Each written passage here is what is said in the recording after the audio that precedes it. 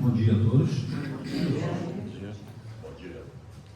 Um prazer enorme ver alguns rostinhos aqui que a gente vê todo final de semana. Uns que estavam em falta, né, dona Lúcia? Já levou um puxãozinho de orelha, porque eu sou bom, mas sou ruim também. Alguém na casa pela primeira vez? Não? Todo mundo já veio? Que bom. Então sintam-se cada dia mais. Ah, tem você que é a primeira vez? Seja muito bem-vinda. Espero que você receba o que você veio buscar. E a gente só lembra o seguinte: só recebemos dentro do nosso merecimento. Mas pelo sorriso, acho que você é merecedora de bastante coisa boa e tenho certeza que você vai levar isso para casa hoje, tá? Então, meus queridos, agradecer muito a vocês pela presença de cada um, porque a gente trabalha para isso. Eu não tenho olhos de ver, costumo dizer que eu sou um espírita de pedra. Se eu ver algum desencarnado, eu corro, e muito. Não é pouco não, corro muito. Quem já viu o desenho animado que fica aquele fundo só do corpo passando na parede, sou eu, tá? Mas eu posso não ver, mas sinto a presença, sinto quando nós somos bem influenciados. E hoje, na manhã fria, embora hoje esteja até um pouco melhor a temperatura, mas a gente sair de casa para vir a uma casa espírita, em busca de conhecimento, em busca de tranquilidade, em busca de paz de espírito, parabéns para todos nós. Né? Eu vou pedir ao meu amigo Luiz que faça a leitura inicial, e depois, eu botei tudo em família hoje, depois a Ana vai fazer a prece. Eu boto para trabalhar mesmo. Né? Unir, motivar e capacitar, é o nosso lema. Nem precisa tanto vozeirão de locutor. Bom dia, a leitura de hoje é do livro Fonte Viva, pelo médium Francisco Cândido Xavier, pelo Espírito Emmanuel. E como ele falou do nosso crescimento, eu abri aqui aleatório e veio fermento espiritual. Então não foi por acaso. Não foi por acaso que você falou, né? Nunca é. Não sabeis que um pouco de fermento leveda a massa toda? Paulo, na primeira carta aos Coríntios, capítulo 5, versículo 6. O fermento é uma substância que excita outras substâncias. E nossa vida é sempre um fermento espiritual com que influenciamos as existências alheias. Ninguém vive só. Temos conosco milhares de expressões do pensamento dos outros e milhares de outras pessoas nos guardam a atuação mental, inevitavelmente.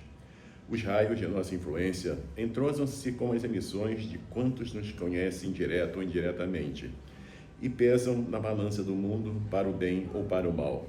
Nossas palavras determinam palavras em que nos ouve. E toda vez que nós formos sinceros, é provável que o interlocutor seja igualmente desleal. Nossos modos e costumes geram modos e costumes da mesma natureza em torno de nossos passos, mormente naqueles que se situam em posição inferior à nossa, nos círculos da experiência e do conhecimento. Nossas atitudes e atos criam atitudes e atos do mesmo teor, enquanto nos rodeiam, porquanto aquilo que fazemos atinge o domínio da observação alheia, interferindo no centro de elaboração das forças mentais de nossos semelhantes. O único processo, portanto, de reformar edificando é aceitar as sugestões do bem e praticá-las intensivamente, por intermédio das nossas ações. Nas origens de nossas determinações, porém, reside a ideia. A mente, em razão disso, é a sede de nossa atuação pessoal, onde estivermos. Pensamento é fermentação espiritual. Em primeiro lugar, estabelece atitudes. Em segundo, gera hábitos. E depois, governa expressões e palavras através das quais a individualidade influencia na vida e no mundo. Regenerando, pois, o pensamento de um homem, o caminho que o conduz ao Senhor se revela reto e limpo. Obrigado, Luiz. Minha querida, venha. Não tinha uma novela para fazer assim? Venha. Então venha. Fala isso. Não. Acho que estão todos me ouvindo? Não precisa não. Bom dia a todos. Nós vamos fechar nossos olhos, deixar nossos pezinhos bem no chão para sentir toda essa energia que vem da nossa terra. Agradecer a Deus por estarmos aqui hoje todos juntos, essa energia que só vem dele e que nos faz tão felizes. Porque a felicidade está nos mínimos detalhes. Não procuremos a felicidade, mas sentimos a felicidade. Então, Senhor, meu Deus, muito obrigado por estarmos aqui reunidos. Obrigada a vocês que me deram essa oportunidade de estar aqui. Que a nossa semana seja abençoada, que ilumine o nosso palestrante, a nossa família, os nossos filhos. Que assim seja, graças a Deus. Muito bem. Sem mais delongas, com vocês, o livro. Marchiori, né? Marchioro é um nome que eu vou te falar. A gente tem palestrante internacional, tá? Só pra vocês saberem. Bom Deus abençoe. O Marchiori é muito comum aqui no Brasil. É aqui em Petrópolis e ali na região do Secretário. Mas então, bom dia pessoal, obrigado pela presença de todos, que o Mestre Cristo nos ilumine nessa manhã maravilhosa de domingo. Então, aqui vai ser a história desses dois livros, assim, talvez alguns de vocês, quem leu No Mundo Maior, esses livros do André Luiz a gente tem que sempre estar relendo, mas é um livro muito bom, e aqui é o cérebro telúrico que eu já vou explicar. No Mundo Maior, o que aconteceu? Você tem dois capítulos aqui, o capítulo 3 e o capítulo 4, que vai falar sobre esse tema, que é a casa mental. E aí eu coloquei de Calderaro No Mundo Maior. E onde ele vai unir coisas de evolução, basicamente evolução biológica, mas também de evolução espiritual. Então é a sede da casa mental, que seria o nosso cérebro, né? Então o cérebro seria a expressão dos nossos pensamentos e, na verdade, a expressão do espírito, da nossa alma. É por onde a gente se expressa como espírito, no meio onde a gente está convivendo, no caso, nessa encarnação, nesse planeta. E os capítulos 3 e 4 falam disso. Então é o André Luiz e principalmente o mentor Calderaro. Aqui tem um outro mentor, até se vocês tiverem oportunidade, que é o Eusébio, que está acima do Calderaro. Aí seria o capítulo 2, não vou ter tempo de falar aqui, mas esse capítulo 2 é muito interessante porque é daqueles capítulos que fazem um resumo de toda a doutrina e como que deveria ser o nosso comportamento nesse caso. É muito interessante. E esses dois capítulos, o 3 e o 4, falam da casa mental e estudando o cérebro, que são, sei lá, 20, 30 páginas, e deram origem a um livro de 600 páginas, que é esse aqui. Então, aqui você tem uma obra, 1947, do Chico, do André Luiz, mas, na verdade, da equipe espiritual. Aí a gente tem Emmanuel também, porque a gente sabe que o Emmanuel faz o prefácio de todas as obras do André Luiz, então ele é um coordenador geral. Psicografia do Chico, e 1947. E aqui já é um livro do pessoal da AME. Assim, eu tenho falado um pouco, quando eu tenho oportunidade, da Associação Médica Espírita. As regionais, que hoje praticamente tem em todos os estados, a AME Brasil e a AME Internacional. Essa foi uma demanda que veio também da espiritualidade lá quando o Chico veio através do Dr. Bezerra de Menezes, na verdade acho que do Mestre Jesus, Dr. Bezerra de Menezes, então é sempre essa hierarquia. O Chico, e depois ele passou para a doutora Marlene Nobre, que foi um braço direito do Chico. Então quando ele saiu de Pedro Leopoldo ficou muito pequeno para ele, foi para Uberaba, ele encontrou esses dois estudantes de medicina, que era a doutora Marlene Nobre, que é paulista, e o Valdo Vieira. Eventualmente o Valdo Vieira desgarrou do espiritismo, foi criar lá a Conscienciologia, que é muito interessante essa história, mas a doutora Marlene Nobre eles demandaram, ela talvez fosse o espírito que mais entendia das obras de André Luiz, principalmente dessa vida no mundo espiritual, e o Dr. Bezerra de Menezes demandou, através do Chico, que a ciência moderna, mais esses espíritas que estavam chegando, seria, sei lá, terceira geração, talvez, de espíritas no Brasil, para criar essa AME que seria, assim, eu interpreto como o braço científico do espiritismo. E realmente aconteceu, e essa AME tem tido muito sucesso, e boa parte dos trabalhos tem sido interpretar essas obras, porque tem preciosidades nesses livros aqui. Nesse aqui, especialmente, E ligado com essa parte do cérebro e a casa mental, à luz da ciência, da neurociência, aqui no caso moderna. E daí o Décio André, que é aqui os autores são a doutora Irvênia Prada, que ela é médica veterinária, aposentada da USP, ela era o braço direito da doutora Marlene, conheceu o Chico e tudo, e tem muito trabalho, tanto na USP, onde ela trabalhava, quanto aqui na doutrina espírita também. O Décio André é um médico gastroenterologista lá do Rio Grande do Sul, e ele também é professor de fisiologia, neurofisiologia, e ele gosta inclusive ele tem uns livros bem interessantes, 2 principais, que é a fisiologia transdimensional, onde ele une a parte da fisiologia mesmo, que ele sabe muito, como médico, como professor, e a fisiologia já espiritual, envolvendo perispírito e tudo isso. E o outro é da alma ao corpo físico, para quem tem interesse. São livros assim, de conotação científica, mas eles sempre tentam pôr uma linguagem mais acessível. E tem um outro livro, esse eu vou comentar para o Jorge, A Reencarnação como Lei Biológica, é o primeiro livro dele. E o terceiro autor, que a gente vai focar mais aqui, é Sérgio Lopes, que é um psiquiatra do Rio Grande do Sul, também muito ativo na AME Rio Grande do Sul, e no Brasil e AME Internacional. Então esse pessoal eles são palestrantes no Brasil inteiro e também estão retornando o espiritismo para a Europa, para os Estados Unidos, é um trabalho bem interessante. Assim. Então essa é a história. E qual é o contexto aqui desse livro? Não se preocupe muito com muito texto, eu vou tentar tirar o essencial. Mas assim, o André Luiz chegando para trabalhar, eu acho que nesse livro foi quando ele conheceu esse mentor Calderaro.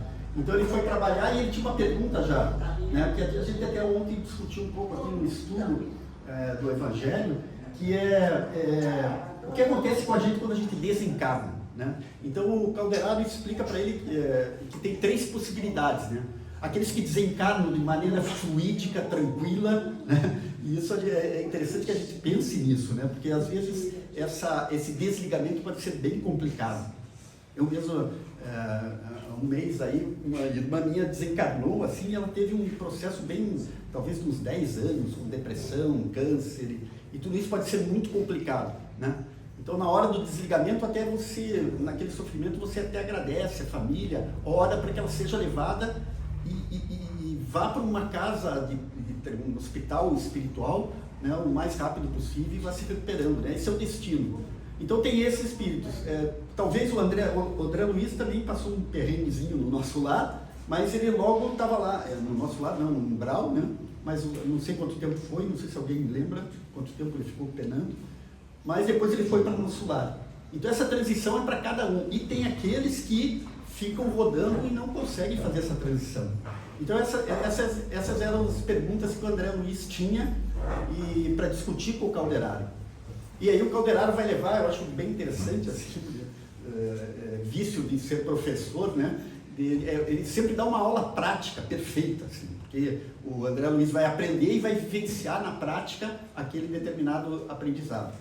Então, nesse capítulo 3, o Calderaro argumenta, para transformarmos em legítimos elementos de auxílio aos espíritos sofredores, esses que estão tendo muita dificuldade em fazer a transição, desencarnados ou não, é-nos imprescindível compreender. Então ele fala a perversidade como loucura, a revolta como ignorância e o desespero como enfermidade. Então são sempre distúrbios a nível mental, né? Então a gente precisa entender isso para usar a estratégia correta, diz o Calderaro. Se faz necessário saberes alguma coisa da loucura no âmbito da civilização. Para isso convém que estudarmos mais detidamente o cérebro do homem encarnado e do desencarnado em posição desarmônica, por situarmos aí o órgão da manifestação da atividade espiritual, no caso o cérebro. Né? E qual que vai ser o modelo ideal para estudar, como ele fala, tanto o cérebro encarnado e desencarnado? Eles vão encontrar um caso de obsessão, uma obsessão dessa bem forte, assim, onde ele fala que do tronco para cima, o espírito obsessor e o indivíduo encarnado, eles estão em íntima associação. Então, praticamente o pensamento é único. Então, é isso que eles vão na prática ver, e as lições vêm daí e quando ele vai falar da casa mental, que é o nosso assunto. André e Calderaro foram ao hospital para avaliar um certo enfermo e assim entender na prática o que se passava no cérebro de um espírito sofredor. Penetrei vasto hospital, detendo-se diante do leito de certo enfermo que o assistente deveria socorrer. Abatido e pálido, mantinha-se ele unido à deplorável entidade do nosso plano, em míseras condições de inferioridade e de sofrimento. O doente, embora quase imóvel, acusava forte tensão nos nervos, sem perceber com os olhos físicos a presença do companheiro sinistro. Então o doente, o encarnado, não via o obsessor, e o obsessor também não via a equipe espiritual que estava por ali. E aqui é interessante, o André Luiz, nesse determinado momento, de repente ele já tem o que eles chamam de visão de raio-x, mas na verdade essa visão é mais poderosa que o raio-x. Embora eu acho que eles estavam vendo o perispírito, né? Então ele consegue ver o sonho da neurociência, dessas técnicas de imagem, como está operando, tanto as estruturas dos neurônios, como a sinalização, né? Então, para quem trabalha nessa área, seria ser um sonho de consumo, uma técnica de imagem dessa, que eles conseguem ver a olho nu, né? No caso, perispiritual. Então, diz Calderaro, examina o cérebro de nosso irmão encarnado, observa a sinalização. A sinalização significa, porque o sistema nervoso é uma rede neuronal que se comunica com impulsos nervosos, né? Isso a ciência sabe bem, mas ninguém consegue ver. Você pode ver até o caminho, as técnicas estão ficando cada vez mais modernas, mas você não consegue ver a nível celular essas células se ativando e se comunicando com as outras, porque ali no caso eles podem. Então isso aqui não se preocupe, mas é só para entender como que ele vai dividir essa casa mental. Então aqui é o cérebro humano, aqui é a vista lateral, o lado direito, o lado esquerdo, né? O hemisfério esquerdo, a vista superior. E se você cortar aqui esse sulco central e olhar por aqui, você vai ver o cérebro por dentro, né? Alguém conhece essa figura? Mas não se preocupe. Então essas partes mais externas, aqui é o córtex, que seria a parte mais recente, a gente já vai falar. Aqui no meio, o que eles chamam de mesencéfalo, teria o que a gente vai chamar de sistema límbico, que é uma parte mais ligada às emoções. E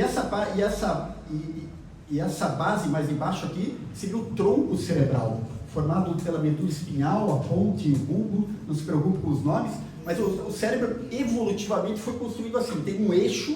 Se você pegar um animal bem primitivo, uma minhoca, por exemplo, ela só tem o que de sistema nervoso? É um cordão nervoso que vai chegar lá no final, não tem o cérebro, tem um gânglio. O gânglio é um acúmulo de neurônios, seria um cérebro primitivo. Então esses invertebrados são isso. Mas isso na evolução, depois que você entra em vertebrados, a partir de peixes, répteis, isso começa a ficar mais elaborado, que é a figura que você está vendo aqui à direita, né? Então essa estrutura vai se modificando até formar esse cérebro mais, a partir de aves, mamíferos e aí até os primatas, essas áreas mais complexas aqui. Mas basicamente vai ser isso. Então nesse corte sagital, aqui a gente vai explicar melhor. Então, como eu falei, uma aula prática sobre a anatomia e funcionamento do cérebro em tempo real. Eles estão vendo uma situação real ali, dessa dupla em obsessão.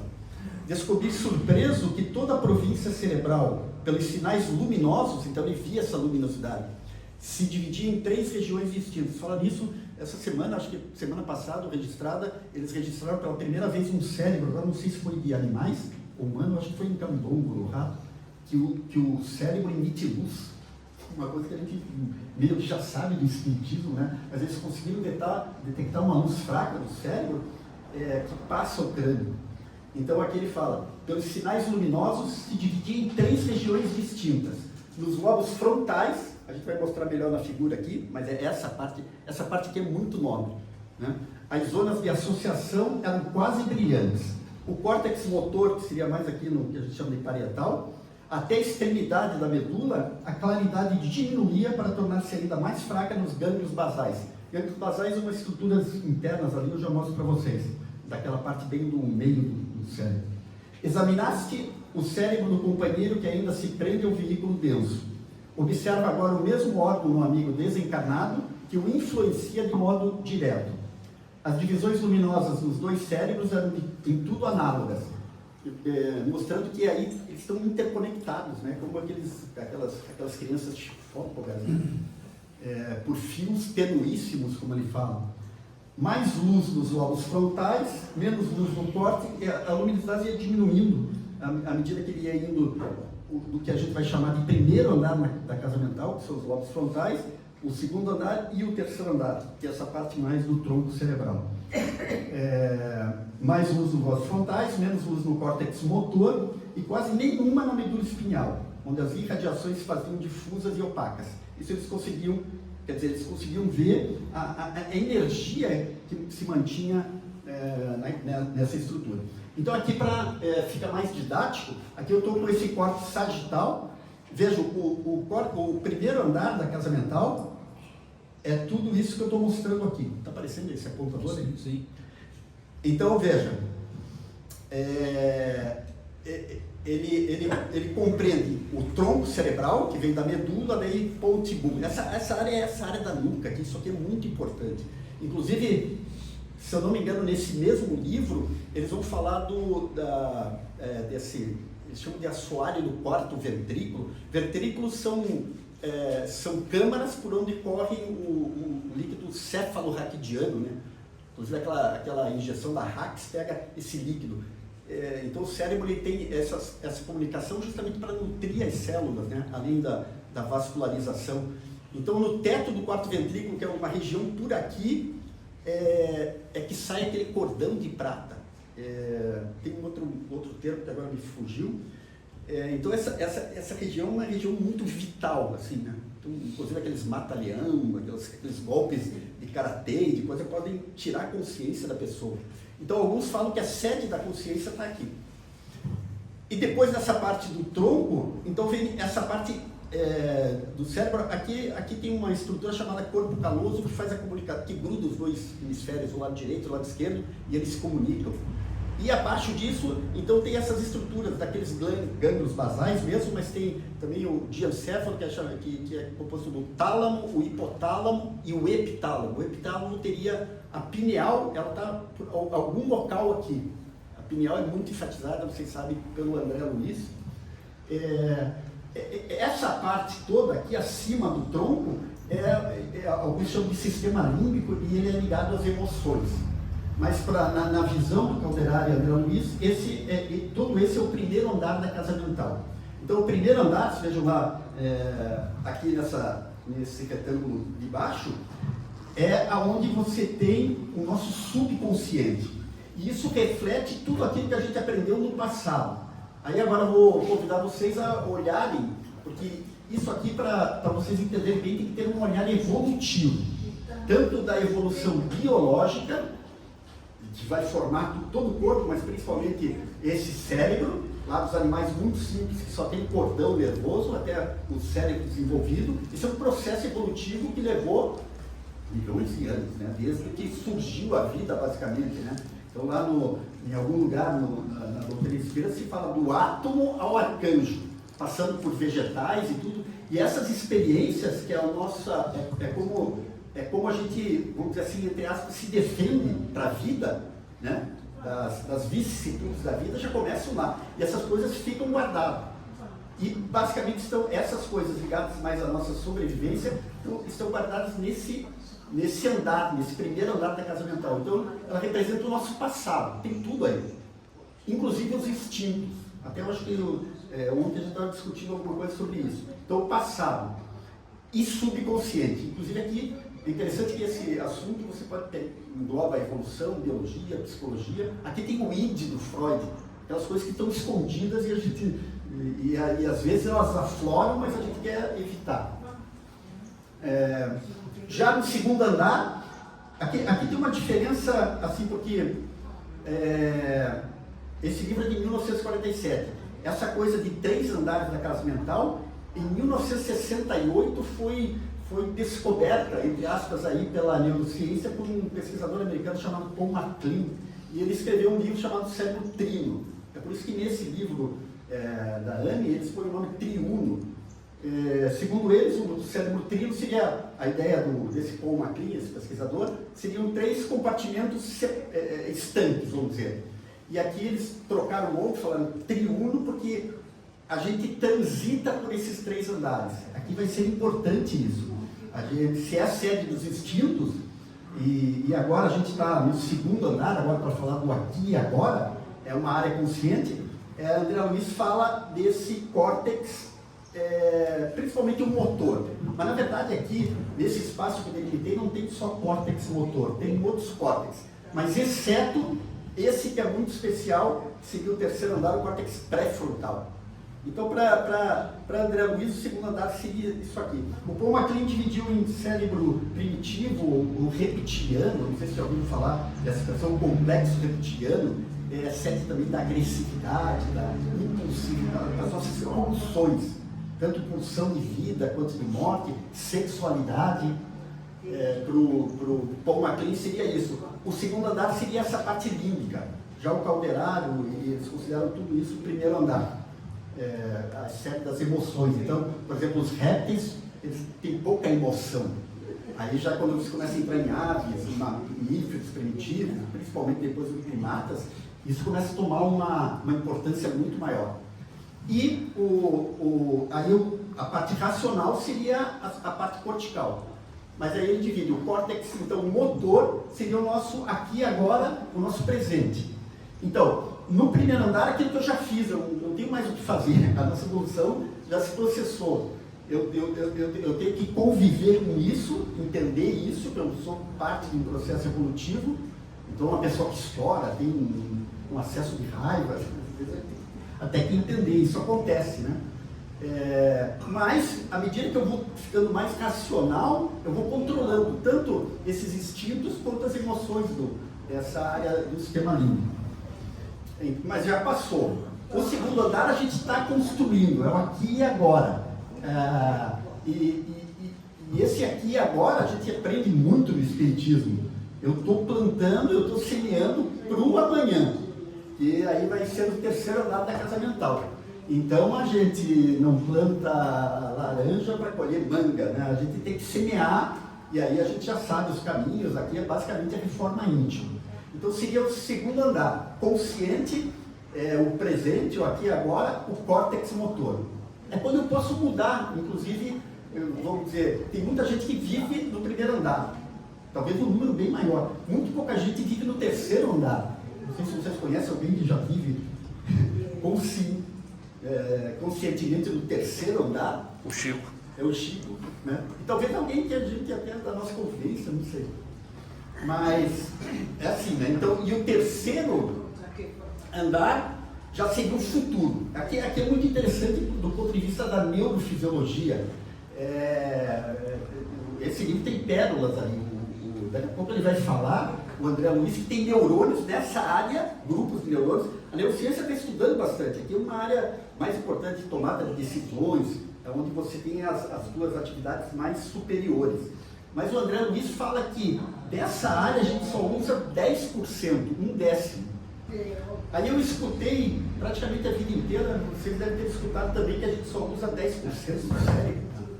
Mas isso eu sempre achei, até muito pouco tempo depois que eu sei isso do André Luiz, que isso é uma lenda urbana. Na verdade, o cérebro, a gente usa tudo do cérebro no processo evolutivo. Mas agora quando ele fala isso, ele tem um grupo de neurônios, de milhares de células, talvez milhões de neurônios, esperando para ser ativado. Isso é muito interessante. E aí seria por essas práticas que depois a gente vai acoplar as leis morais que vai dar para entender mais. Mas seria uma área, ontem mesmo a gente estava discutindo isso, a gente ainda não está vivendo aqui, é uma coisa que a gente almeja, né? Então quando a gente faz uma oração, quando a gente tenta se comunicar com a espiritualidade, a gente está tendo lampejos dessa 3ª casa mental. Aqui é como uma casa, um triplex. Lembra do triplex? Aqui o 1º andar seria o porão da casa. O porão a gente joga os entulhos, às vezes se a pessoa é muito organizadinha, tem um porão bem, mas a gente visita pouco, né? Mas está lá de qualquer jeito. O 2º andar é onde a gente convive diariamente e o 3º andar é para onde a gente quer ir. Então a gente aí já tem uma direção, e uma direção evolutiva, né? Então é interessante isso, porque você tem a evolução biológica e a evolução espiritual. E o princípio inteligente, a gente sabe, né, do espiritismo. A gente foi criado simples e ignorante, o princípio inteligente. Mas nesse processo que ele passou por todas essas fases da vida, é o princípio inteligente que ele está querendo chegar nesse lugar, está querendo chegar mais à nossa essência divina. E nesse processo ele arrasta junto os órgãos. Por isso que eu fiz uma pergunta para o Pedro ontem: se a gente morrer hoje, em 2025, desencarnar, e for encarnar em 2100, talvez a gente tenha um corpo que, até uma anatomia jamais, sei lá, isso começa a crescer, fica tipo uma cabeça de ET, alguma coisa. Isso aqui começa a se desenvolver. Vai demorar um pouquinho mais do que isso, mas é isso mesmo. Então, e é muito interessante, porque uma coisa está acoplada à outra. Segundo André Luiz, isso vai acontecer daqui a uns 30 mil anos para começar a mudar. Mas já está em processo, e é interessante que aí tem pesquisa, porque isso aqui é uma joia rara para a neurofisiologia.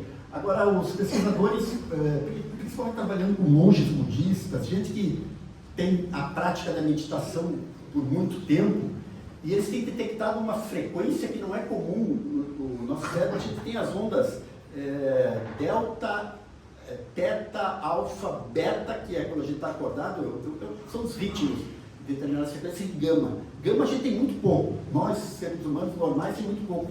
Mas alguns desses meditadores têm um gama muito pronunciado, e alguns yogis. Então, talvez seja isso, não sei, isso é uma hipótese que eles estão trabalhando. Inclusive, eu não sei se já ouviu falar desse conceito de inteligência espiritual, que é bem recente, e essa é uma pesquisadora americana, Dana Zohar, que veio com esse novo, depois da inteligência emocional. Inteligência espiritual é justamente cultivar aquilo que a gente aprende aqui na Casa Espírita, e a hipótese dela é que esse ritmo gama, essa alta frequência, talvez esses neurônios, eu arrisquei dar um nome, neurônios conscienciais, eles operem nessa vibração maior, talvez. Bom, então é assim. Aí o que aconteceu? O Sérgio Lopes, desse livro, a terceira parte do livro, ele tem coisas antes desse livro bem interessantes. Assim, ele avalia, por exemplo, ele tem o Sermão do Monte, onde ele avalia as bem-aventuranças, e ele relaciona as bem-aventuranças com essas leis morais lá da parte 3 do Livro dos Espíritos. Então, vocês sabem, o Livro dos Espíritos, a primeira parte é mais, quem lembra do nome do capítulo, mas as causas primeiras, né? Sobre Deus, sobre os espíritos. A parte 2 já é mais sobre os espíritos propriamente dito, o comportamento e tal, e a parte 3 são as leis morais. Eu lembrei da palestra da Renata do ano passado, onde ela fala da caridade material e espiritual, né? Moral. Então essas leis morais, elas para nós são muito boas, né? A gente já tem o Cristo, que é o nosso guia e modelo, e além disso a gente tem as leis morais. Então se a gente segue essas leis, a gente está num caminho muito bom, né? Então o que ele vai fazer? Isso aqui, a sequência de leis morais lá do Kardec, no livro 3, não é essa aqui que eu vou mostrar. Então esse já é um exercício desse pessoal da AME, contemporâneos nossos. E ele vai distribuir essas leis nas casas mentais. Então daqui a gente vai falar de cada andar com cada jogo de leis, e também invocando as perguntas do Livro dos Espíritos. Esse foi um exercício que ele fez e muito interessante. Inclusive depois agora ele está meio numa dessas que ele compara a casa mental e essas leis com praticamente tudo, e tudo se encaixa. Muito interessante isso.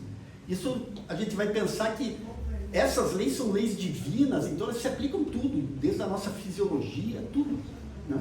É muito interessante. Então aqui ele divide, né? Então no cérebro inicial, que são os impulsos automáticos, sumário vivo dos serviços realizados, coisas que a gente já aprendeu e não tem muito mais jeito, a lei da conservação, a lei da destruição e a lei da reprodução. No cérebro intermediário, que é domicílio das conquistas atuais, o aqui e agora, o que a gente está fazendo por nós mesmos agora, as qualidades nobres que estamos edificando, ou não nobres, a gente está decidindo o nosso futuro agora mesmo, essa é a questão.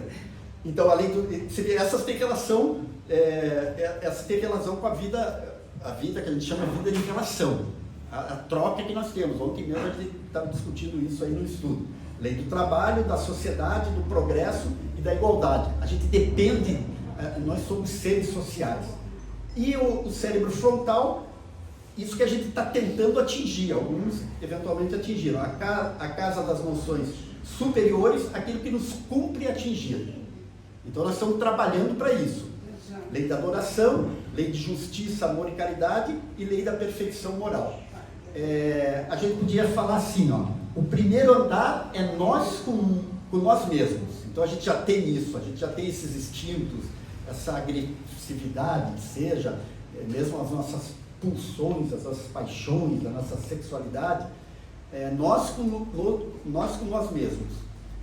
O cérebro intermediário é nós com os outros. E o cérebro frontal, nós com Deus. Perfeito. Então vamos passar essas leis. Então o cérebro inicial, daí o Sérgio Lopes, ele sempre fala de uma questão do Espiritismo. Então a lei da conservação está lá no Livro dos Espíritos, no capítulo 5. Vejam, teria que fazer um estudo, eu fiquei curioso, porque será que aquela sequência que o Kardec dá das leis tem uma lógica? É provável que tenha, né?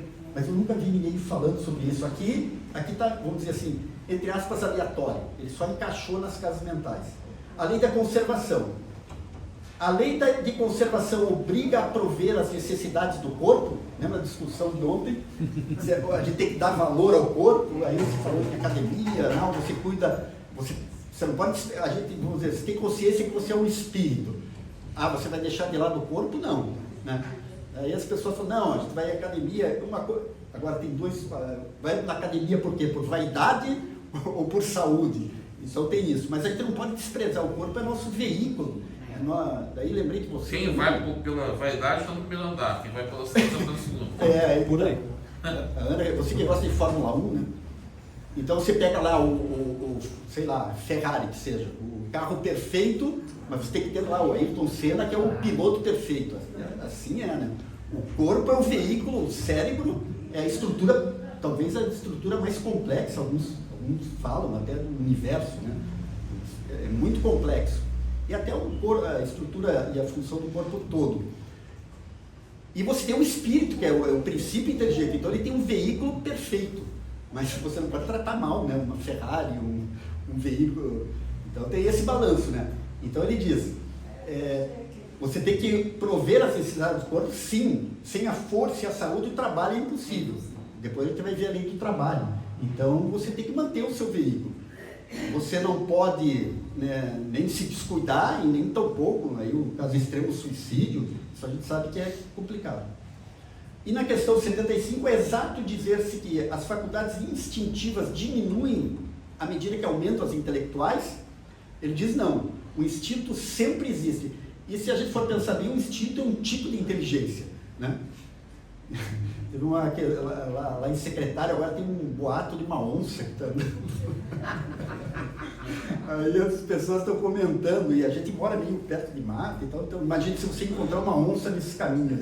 Aí é instinto, você não adianta ser inteligente, é instinto, foge. Mas é onça pintada, pintaram ela, tá lá. Mas sempre tem esse boato de uma onça lá, sei lá se tem ainda. E depois teve uma outra situação, um cachorrinho nosso ali que encontrou um teiu daqueles, que é um lagartão daqueles, e deu de cara. Assim. O cachorrinho sumiu, o lagarto até que ficou, né? Então é instinto, isso é instinto, né? Ou um assalto que a gente, né, à noite aí. Então o instinto a gente pode até, é um tipo de intuição até mas muito rápida. A intuição já eu acho que é uma coisa do terceiro andar. Mas o instinto é uma inteligência, então a gente tem que respeitar o instinto. Então ele diz, não, o instinto existe sempre, mas o homem o negligencia. O instinto pode também conduzir ao bem, ele nos guia quase sempre, algumas vezes com mais segurança que a razão. Que a razão permite a escolha e dá ao homem o livre-arbítrio, né? Agora, você viver de instinto também é complicado, né? Então, por exemplo, se você é uma pessoa dessa que é meio viciada, a gente falou em vícios ontem, né? Em sexo, por exemplo, ou em outro vício qualquer, você não pode estacionar no andar. A ideia é que a gente esteja subindo, a gente pode visitar esse andar, mas a gente está sempre galgando o andar superior. E até eu vi uma palestra, acho que do Haroldo, do Arthur Valadares. Quando você chega no terceiro, na verdade, a gente sabe que isso é infinito nessa subida. Então é como se você estivesse no primeiro andar, num nível maior. E vai assim. Né? E é interessante que cada um, muita gente fala sobre, se você procurar no YouTube, sobre essa casa mental, e cada um tem um ponto de vista diferente. É muito interessante o Haroldo, o próprio Elahá. É bem interessante estudar esse tema de diferentes pontos de vista. Então o instinto é importante. E a gente tem o caso dos ovoides, né? Os ovoides é porque a gente não pode regredir, mas a gente pode estacionar num nível desse. Assim. E tem muitos espíritos que estacionam nesse primeiro andar e ocorre esses ovoides, né? Essa retração do espírito que é muito complicado depois de reverter. Depois vem a lei da destruição, a questão 731, porque ao lado dos meios de conservação, a natureza ao mesmo tempo colocou os agentes destruidores. Aí é o espírito da verdade, né? O remédio ao lado do mal, já o dissemos, é para manter o equilíbrio e servir de contrapeso. A natureza é assim, né? Sabiamente, mesmo nos animais ditos irracionais, é mantido o equilíbrio, né? da população, né? Tanto de vegetais quanto animais. E quando a gente vai para o nível humano, a gente já pensa na morte, né? Você nasce e você morre, né? Então há um processo natural de envelhecimento e decadência física. Na natureza tudo perece para poder renascer. Essa dinâmica faz parte da lei natural. Isso é o que está lá no túmulo do Allan Kardec, né? Nascer, morrer, renascer ainda, progredir sempre, e tal é a lei. Então é normal. Então é até uma lição para a gente encarar a morte, mas é complicado, né? Morre um parente, né? Ou você está num estado terminal, a morte sempre é complicada. Você pega uma pessoa, sei lá, de 90 anos e pergunta, talvez até com problemas de saúde, você quer morrer? Ninguém quer morrer, né? Esse é um instinto da vida, né? Isso está no primeiro andar, e também tem essa pulsão da morte, né? Então tem que ser um processo que você vai entendendo aos poucos. Morrer para renascer, né? E se a gente não morrer, não tem também, a gente sabe, reencarnação. Né? A lei da reprodução. No capítulo 4, lá está a questão 686. A reprodução dos seres vivos é uma lei da natureza? Isso é evidente. Sem reprodução, o mundo corporal pereceria, né? Então, vários motivos. Perpetuação da espécie. Então, em psicologia, eles falam dessa pulsão de vida, né? E aí já entra nesse tema da sexualidade, que abre bastante, né? E lá tem o id de Freud, né? Já entra a psicologia, é o polo pulsional da personalidade. E o Freud deu muita força para esse aspecto na psicologia, na psicanálise dele, né? São motivações primárias, instintivas, inatas e inconscientes, né? E a gente sabe que tem pessoas que vivem muito, só levam isso em consideração. Reservatório inicial de energia psíquica, aí esse conceito da libido é interessante, porque a libido ela pode ser direcionada não só para o sexo, né, para a espiritualidade. Aí eu tenho uma coisa do Chico, né, que ele e o próprio Divaldo, acho que tiveram essas reflexões. Na juventude, o Chico aprendia a conversar com as células, ele conversava com as células sexuais, por exemplo. Olha, calma, eu tenho uma missão na Terra, vamos distribuir essa energia para outras coisas e tal. Mas é um instinto, é uma coisa do primeiro andar. Então aqui da sexualidade, a procriação, o prazer, esse é um outro aspecto, né? Quer dizer, a gente não pode viver uma vida só de prazer, mas olha como é interessante, no cérebro você tem um centro de prazer, não sei se já ouviram falar, mas está nessa, ele surge aqui no tronco cerebral, aqui que eles chamam de área tegmental ventral, depois um desses núcleos da base, o núcleo accumbens, e vai para o cérebro pré-frontal. E, por exemplo, a adição a drogas, ela estimula essas áreas aí. Então a gente tem isso na nossa própria anatomia.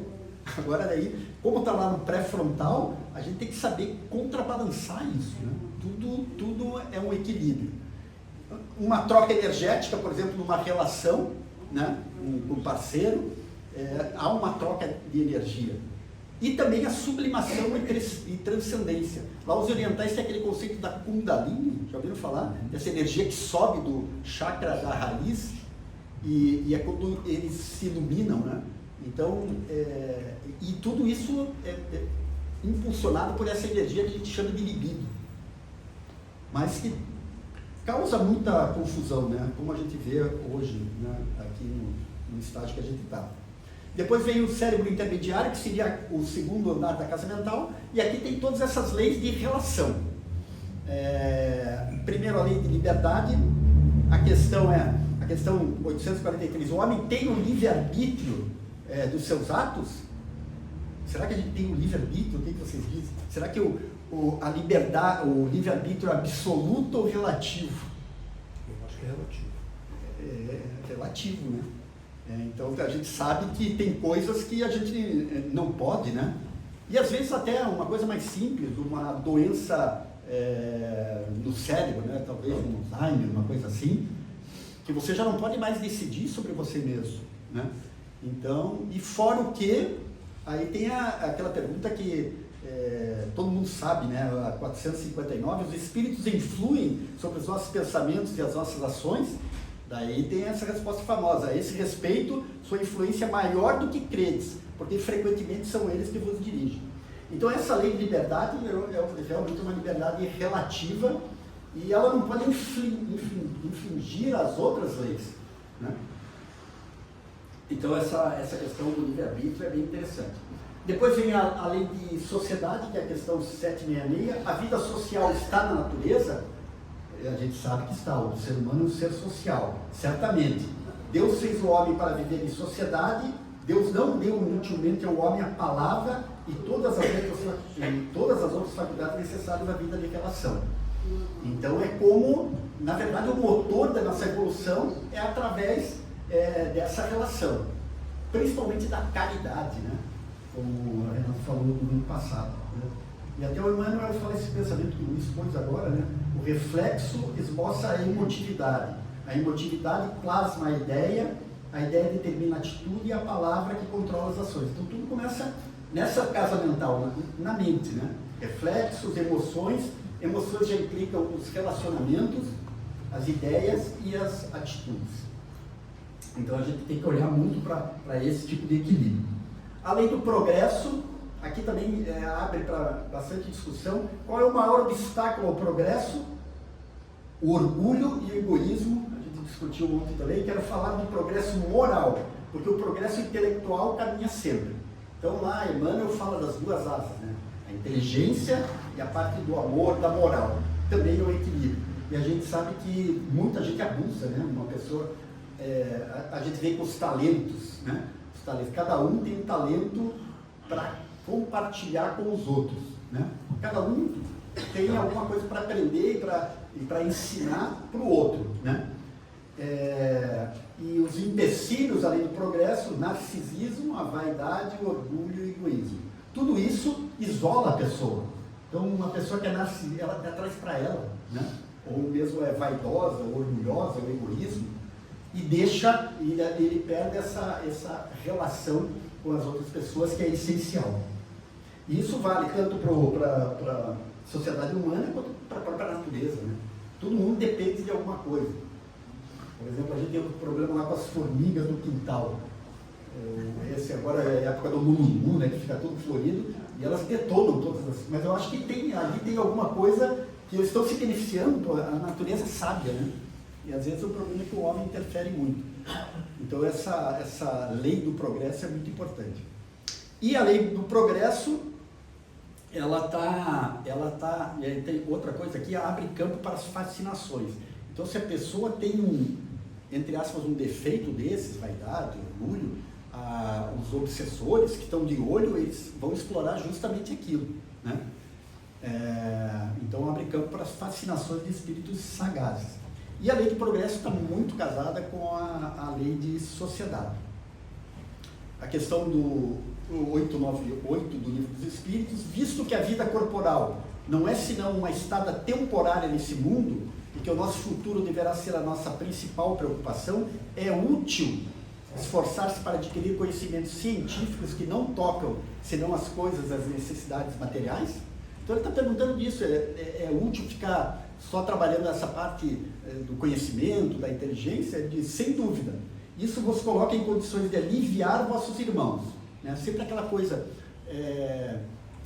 fazer a caridade, por exemplo, não é distribuir aquilo que você não tem, é aquilo que você tem em abundância. Então, se você tem uma pessoa muito inteligente, ela tem que contribuir para aqueles outros que precisam, né, em determinado aspecto. O espírito se elevará mais depressa se já progrediu em inteligência. Então, a inteligência vem meio que casado com a moralidade. No intervalo das encarnações, aprendeis em 1 hora o que vos exigiria anos sobre a vossa terra. Nenhum conhecimento é inútil. Todos contribuem mais ou menos para o progresso, porque o espírito perfeito deve tudo saber. E porque o progresso, devendo se realizar em todos os sentidos, todas as ideias adquiridas ajudam o desenvolvimento do espírito. Então, a inteligência é um aspecto, quer dizer, você buscar o conhecimento é um aspecto bem positivo, só não abusar dele e achar que você sabe mais que os outros, né? Porque nunca a gente sabe mais que os outros. A lei de igualdade, questão 803, todos os homens são iguais diante de Deus? Sim. Todos tendem ao mesmo fim, e Deus fez suas leis para todos. Dizeis frequentemente, o sol brilha para todos, com isso dizeis uma verdade maior e mais geral do que pensais. Isso vale também para a natureza e para nós, né? Então, e também tem a questão da humildade, onde a gente tem que se colocar menor do que Deus, né? E se igualar a todos.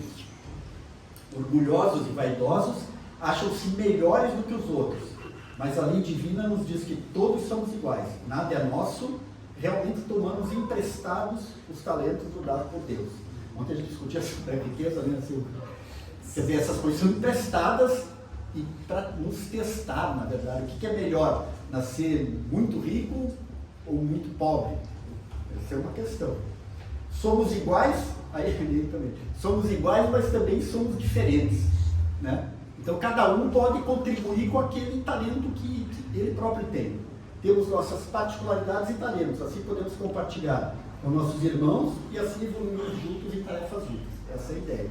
Muito importante essa lei da igualdade. A lei do trabalho também é importantíssima, talvez uma das mais importantes. A necessidade do trabalho é uma lei da natureza. O trabalho é uma lei natural e por isso mesmo é uma necessidade. E a civilização obriga o homem a trabalhar, mas porque aumenta as suas necessidades e os seus prazeres. É que às vezes a gente interpreta mal o trabalho, até como uma coisa ruim. Funcionário do seu Rui outro. Ontem foi bom, né, Rui? Que ficou, parece que ele fica 40 minutos no banheiro durante o expediente. Aí o gerente queria despedir ele, mas o seu Rui falou, não, vamos entender o que ele... De repente o rapaz está estudando, né, seu Rui? Ele vai lá para estudar, para fazer um vestibular. Então o trabalho tem que ser prazeroso, né? O trabalho e depois o repouso. Aqui, já ouviram falar desse trabalho em comando? Esse é um instrumento de tortura. E a palavra trabalho vem, uma palavra latina, do latim. Eles usavam na Idade Média, talvez até na Idade de Cristo mesmo. E aí eu não sei se eles esticassem, é tipo uma cruz, né? Talvez eles até esticassem. E a palavra trabalho vem daí. Quer dizer, mas isso é um instrumento de tortura, e o trabalho não é uma tortura. Então, Não deveria ser, né? não deveria ser, mas a doutrina espírita ensina que o trabalho, qualquer trabalho, é digno, né? Quando você faz com prazer, né? Porque às vezes a pessoa, ela sonha com um trabalho melhor, mas ela tem que, aqui mesmo, alguém vai ter que lavar os banheiros, e esse é um trabalho digno, né? Opa, estou aqui. Então é muito interessante. Agora mesmo, né? Eu estou fazendo um trabalho e todo mundo está fazendo um trabalho. Um trabalho, né, de aprendizado ou de passar algum ensinamento. Então a gente tem que pensar muito nesse tipo de coisa. E por outro lado, o repouso. O repouso depois do trabalho, sendo uma necessidade, não é uma lei natural, sem dúvida. O repouso serve para preparar as forças do corpo e é também necessário a fim de deixar um pouco mais de liberdade à inteligência, para elevar-se acima da matéria. Então você tira uma parte do dia para meditar, para orar, para desenvolver essa parte. Fora que com o sono a gente descansa o corpo físico, mas o espírito trabalha, né?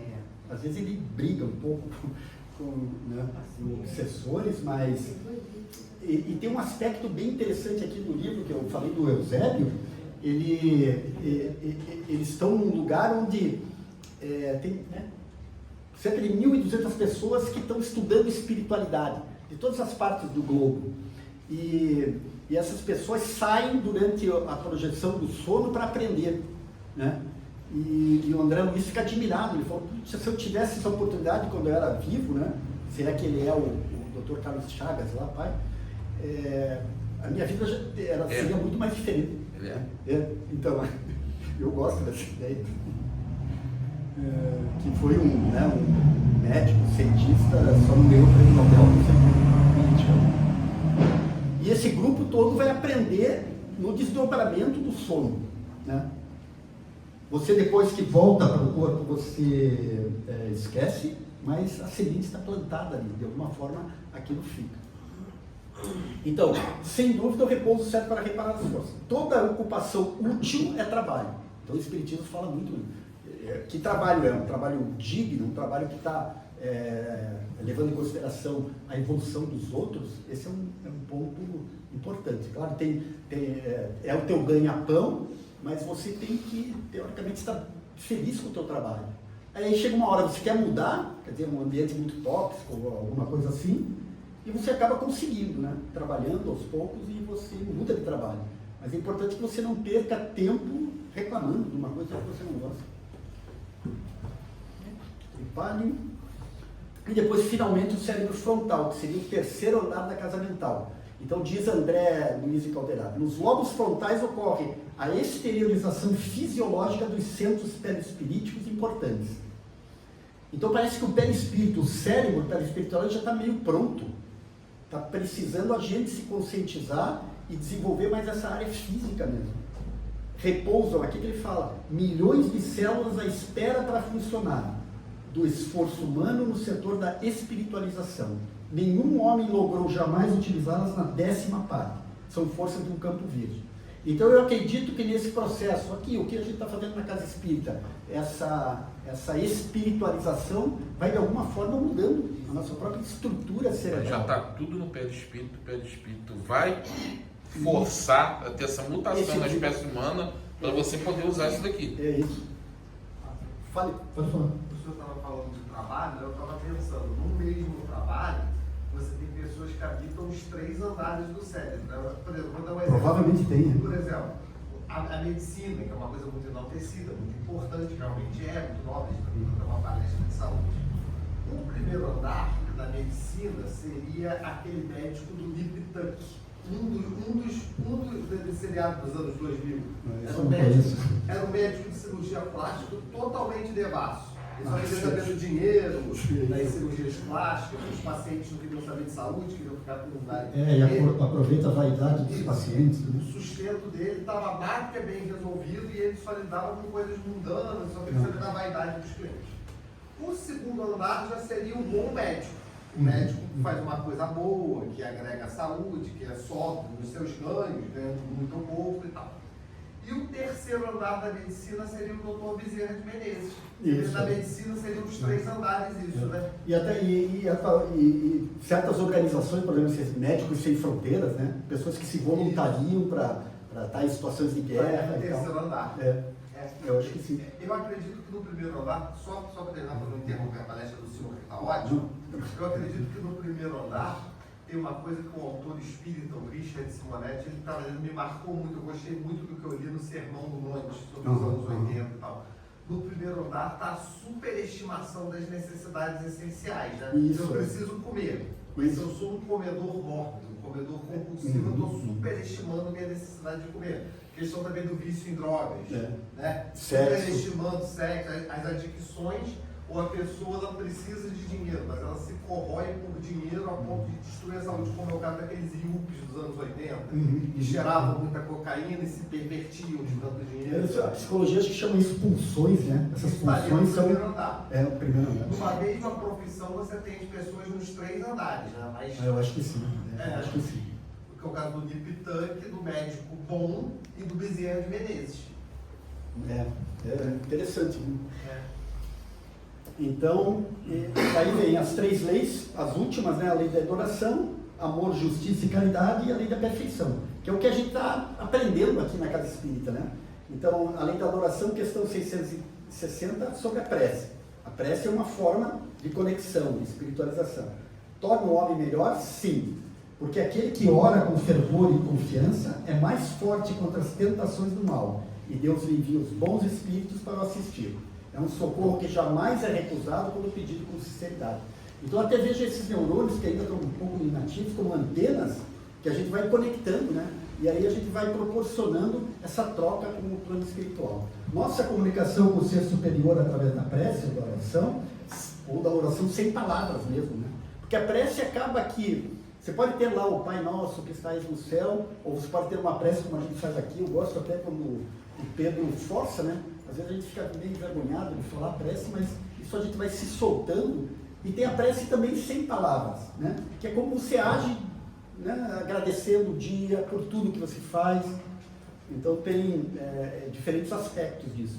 Nas situações difíceis ou mesmo nas coisas do cotidiano, quando agradecemos por mais um dia, quando nos relacionamos com a família, as pessoas próximas, quando paramos para observar a natureza à nossa volta, não estamos sós, sempre temos alguém invisível aos nossos olhos para nos assistir.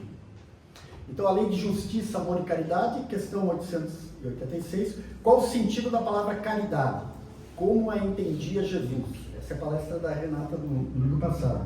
Benevolência para com todos, indulgência para as imperfeições, os outros, perdão das ofensas. É aquilo que Deus pede de nós, né? Então Deus dá, né? A espiritualidade nos dá, mas Ele pede um pouco de nós. E principalmente que Ele pede a caridade, né?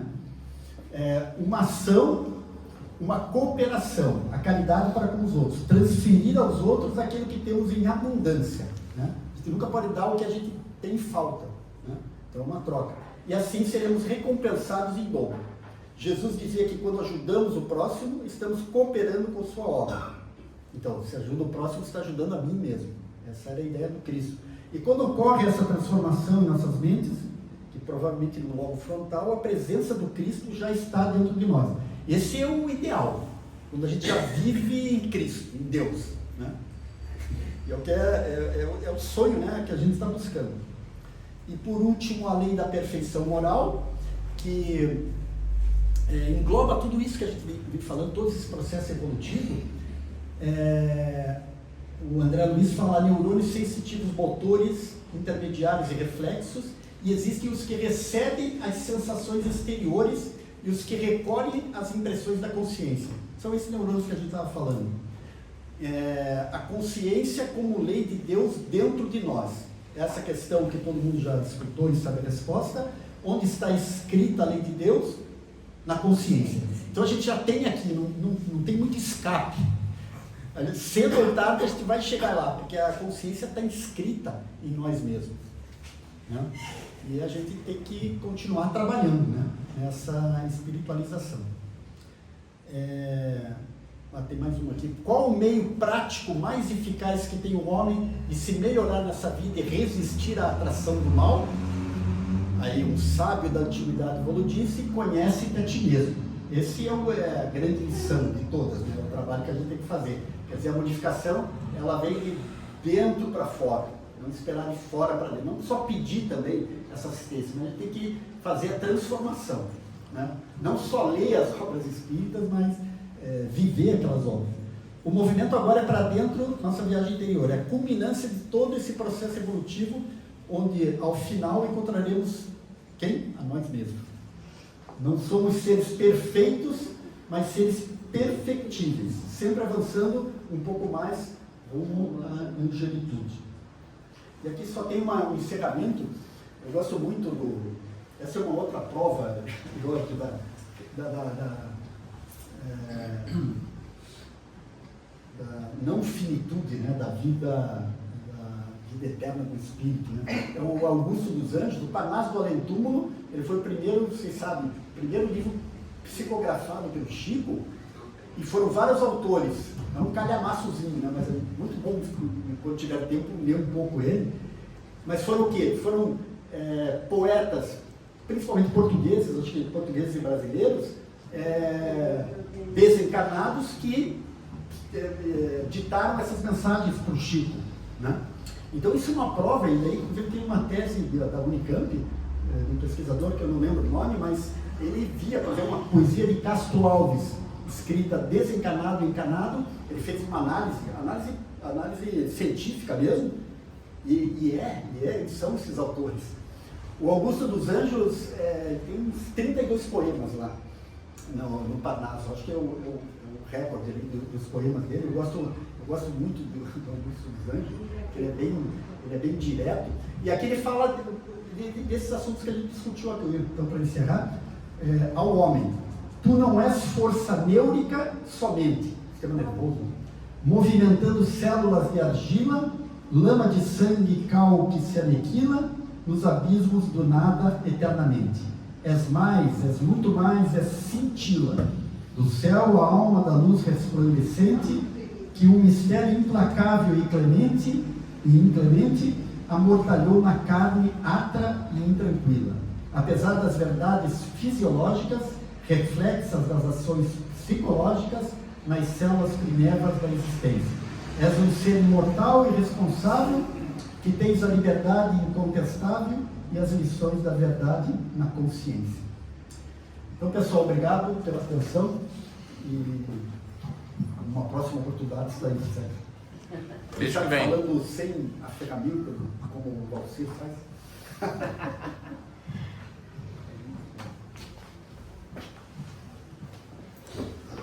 Respirar para tentar falar. Porque hoje o Murilo trouxe para mim a resposta de por que eu sou espírita. Jamais, em nenhuma das outras religiões que eu tenho conhecimento, que eu frequentei, eu tive uma explicação tão sucinta, tão esmiuçada como eu tive hoje. Não posso falar por vocês, estou falando por mim. Por isso eu amo e vou defender sempre essa doutrina, até o dia que apareça algo maior do que isso. Por enquanto não conheço. Saber que a mente se divide em 3 andares, eu me recordo quando, há muito tempo atrás, que eu também já fui jovem, até cabelo tive. E eu me lembro que nessa época eu frequentava um templo budista de artes marciais, e o mestre me deu um livro para me folhear, e lá tinha um yogi sentado na neve em cima de um cubo de gelo. O gelo derretia com o calor que ele conseguia emanar do corpo. Aí eu fico imaginando, não sei qual é o estágio que ele está, mas eu certamente nem no primeiro estou, porque eu morro nesse inverno de Petrópolis. Como é que eu vou derreter uma pedra de gelo? Enquanto a partida, eu vou trazer um assunto atual. Não vou tomar o tempo de vocês, só para que vocês façam uma análise junto comigo. Acho que todos nós aqui, se não a maioria, ficou sabendo de uma agressão que o rapaz deu 60 socos numa pessoa. Não foi? Todo mundo ouviu. Qual é a casa mental dele? Qual o andar que ele está? Aí a minha pergunta agora é que vai fazer vocês coçarem a cabecinha. Esse rapaz que está na cadeia, até agora ele recebeu mais de 1.500 cartas de mulheres apaixonadas por ele.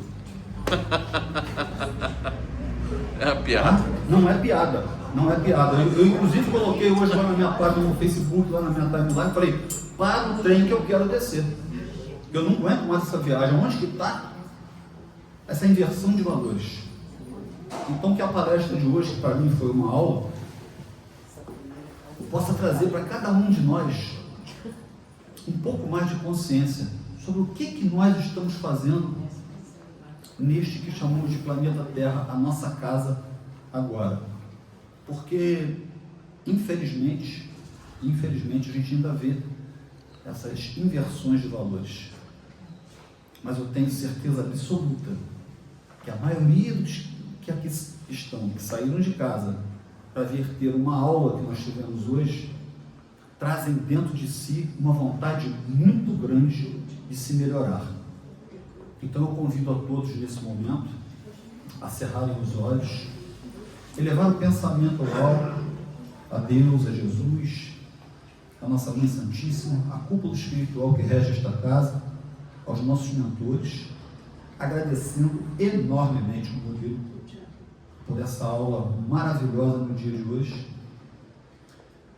pedindo ao Mestre Jesus que seja presença constante nos nossos dias, na nossa vida, para que as pessoas que de nós se aproximarem possam sentir em nós a presença dele, através dos nossos pensamentos, das nossas palavras e das nossas atitudes. Que momentos como o de hoje possam estar presentes no nosso dia a dia, na nossa recordação de tudo que nós aprendemos nessa aula magnífica de hoje, e na certeza de que estaremos sempre bem amparados pelos nossos mentores que aqui estiveram conosco. Agradecemos imensamente a todos aqui presentes. Que assim seja. Antes de irmos ao passe, queridos, eu queria só 2 avisos rapidamente. O primeiro, aqueles que souberem, que tiverem amigos que queiram frequentar a casa espírita, mas têm filhos, não pode, a partir de agosto nós já temos aqui a nossa evangelização, tá? Tem minha amiga hoje que estava doida para trabalhar, aí vai tomar conta da criança hoje, que sou eu, né? Mas ela quer tomar conta de criança de verdade. Pode falar, mano. Nós somos 4 evangelizadoras na sexta-feira. Então, cada domingo vai ser uma. De 5 a 10 anos até o momento, até a gente ter outras pessoas que querem trabalhar com a gente na evangelização. Então, cada domingo vai ser uma pessoa diferente que está aqui com as crianças. Até o momento vai ser de 5 a 10 anos. E mais para frente a gente vai ver se consegue colocar os jovens também. Tá? Ok? Então já é um leque se abrindo. E outra coisa, no sábado que vem, é o 2º sábado do mês, e nós estamos montando uma equipe que está saindo às casas para arrecadar alimentos. Porque hoje nós temos aí algo em torno de 30 cestas básicas por mês, não é isso, Ana? Fora existe. Pois é, e a gente pretende chegar a 50 cestas básicas até o final do ano. É um trabalho árduo, precisamos de voluntários, precisamos que vocês continuem nos ajudando, trazendo 1 quilinho de alimento. Lá fora tem um outdoorzinho lá que está os alimentos que a gente está precisando. Então, meus amigos, eu não posso falar por vocês, eu falo por mim. Quando eu deito a cabeça no travesseiro, me incomoda saber que ainda tem gente passando fome, por isso eu faço o possível para ajudar. Porque a gente tem uma ideia de não só recolher nas casas, mas montar uma equipe para o supermercado. As pessoas vão fazer compras, chega lá, a gente entrega um folhetinho, pede, entendeu? Mas a gente precisa de voluntário. A minha mediunidade não me permite estar em 2 lugares ao mesmo tempo. Assim como da maioria dos que estão comigo. Então a gente precisa de ajuda. Aqueles que puderem, o nosso agradecimento. Um bom domingo para vocês, muito obrigado pela presença e uma semana abençoada para todos nós.